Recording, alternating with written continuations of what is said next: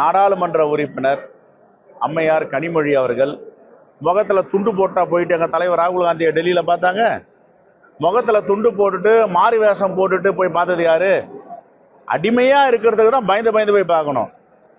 துணிச்சலான சிங்க பெண்மணியாக இருக்கிற அம்மையார் கனிமொழி அவர்கள் அவருடைய கார்ல போனார், மாற்று கார்ல போல, முடி போத்திட்டு போல, துணி போட்டுட்டு முகமுடி அணிஞ்சிட்டு போல, நேரா போனாங்க. எங்க தலைவரை பார்த்தாங்க, சந்திச்சாங்க, அரை மணி நேரம் பேசினாங்க, வந்திருக்கிறாங்க. நாங்க பேசுறது உண்மை, நாங்க மறுக்கலையே. போகும்போது துணியை போட்டு மூடிட்டு போறது, வரும்போது துணியை போட்டு மூடிட்டு வருது. எதுக்கு? தமிழ்நாட்டு மக்களை அடகு வைப்பதற்கும் தமிழ்நாட்டு உரிமைகளை பிஜேபிக்கு விட்டு கொடுப்பதற்கும் போனாங்க. ஆனா இந்த சந்திப்பு அப்படிப்பட்ட சந்திப்பு இல்லை, நேர்மையான சந்திப்பு, கண்ணியமான சந்திப்பு. காங்கிரஸை பொறுத்தவரை திராவிட முன்னேற்ற கழகம் எங்க கூட்டணியுடைய தோழமைக்கு எந்தவித நெருக்கடியும் கொடுக்கவில்லை, அது கொடுக்கவும் மாட்டோம். நெருக்கடி கொடுக்குறவங்க காங்கிரஸ் கிடையாது. எங்களுக்கு எதை வேணுமோ நாங்க கேட்போம், அதை பெறுவோம். இதுல என்ன இருக்கு? இவர் என்னென்ன நினைச்சிட்டு இருக்காரு, இவருடைய பிரம்மை, அவருடைய பிரம்மையெல்லாம் அவர் மனசுக்குள்ள இருக்கிறது, அவர் செஞ்சதெல்லாம் வருது. நாங்க அப்படி சொல்லவே இல்லையே. நாங்க அப்படி சொல்றோம். பத்திரிகை தான் நீங்க எல்லாம் தான் சொன்னீங்க, முகத்தை போட்டு மூடிட்டு போனாரு, ஏன் மூடிட்டு போறாரு? நேர்மையா போட வேண்டியதானே. அதுக்கப்புறம் இன்னொரு சந்திப்புல வந்து சொல்றாரு, பாரு நான் முகமுடியெல்லாம் போடல, அப்படிலாம் எழுதாதீங்க, நேரா போய் நேரா வரேன். சரி, அது வந்து பொருந்தா கூட்டணி, இயற்கைக்கு எதிரான கூட்டணி. நரேந்திர மோடி அவர்கள் பேசும்பொழுது சொல்றாரு, ஒரு வார்த்தை எடப்பாடி பழனிசாமின்னு உச்சரிக்கல, ஒரு வார்த்தை அதிமுகன்னு உச்சரிக்கல, பிஜேபி என்டிஏ கூட்டணின்றாரு. சொல்லணும்ல. எங்க தலைவர் ராகுல் காந்தி வந்தாருன்னா இது இந்தியா கூட்டணி, திராவிட முன்னேற்ற கழகம் இருக்கு, பொது உடைமை கட்சிகள் இருக்கு, விடுதலை சிறுத்தை இருக்கு, மலுமரசி திராவிட முன்னேற்ற கழகம் இருக்கு, வாழ்வுரிமை கட்சி இருக்கு, கொங்கு நாட்டு கட்சி இருக்கு, மனிதநேய மக்கள் கட்சி இருக்கு, IUML இருக்கு.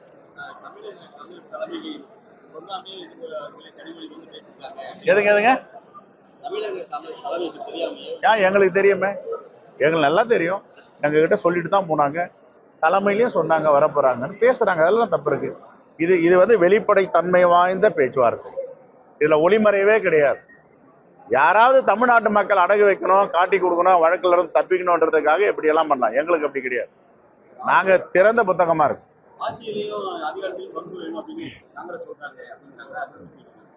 அது தலைமை, எங்க தலைமையும் தமிழ்நாட்டு தலைமையும் முடிவு பண்ணும். திராவிட முன்னேற்ற கழக தலைமையும் அகில இந்திய காங்கிரஸ் தலைமையும் முடிவு பண்ணுவாங்க. வேணுமா வேண்டாமா அதை பத்தி அவங்க தான் சொல்லணும்.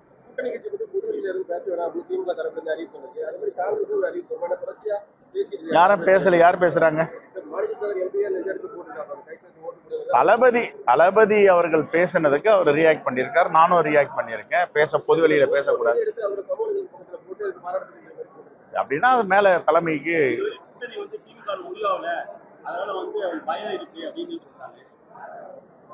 யாருக்கு பயம்?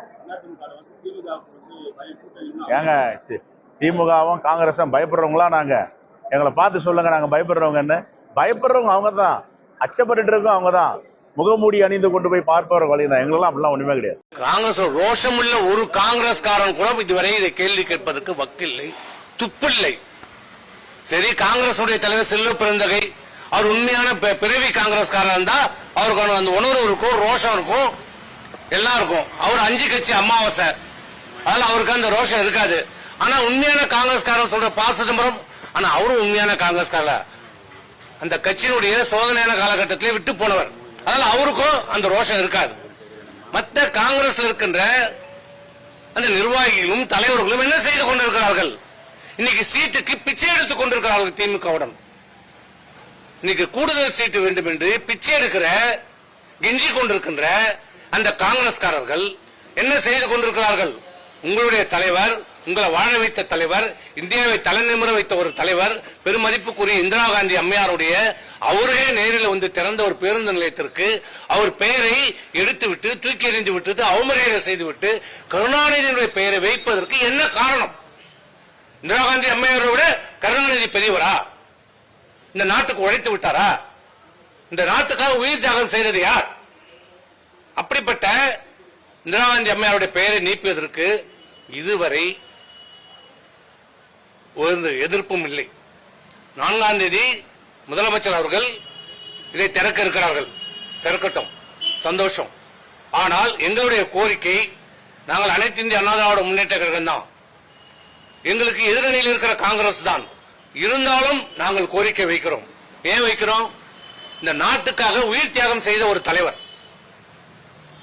1000 கருத்து வேறுபாடுகள் இருக்கலாம், எல்லாருக்கும் கருத்து வேறுபாடு இருக்கலாம், அவங்களுடைய சில திட்டங்கள் கொள்கைகள் எல்லாருக்கும் கருத்து வேறுபாடு இருக்கிறது, இல்லை என்று சொல்லவில்லை.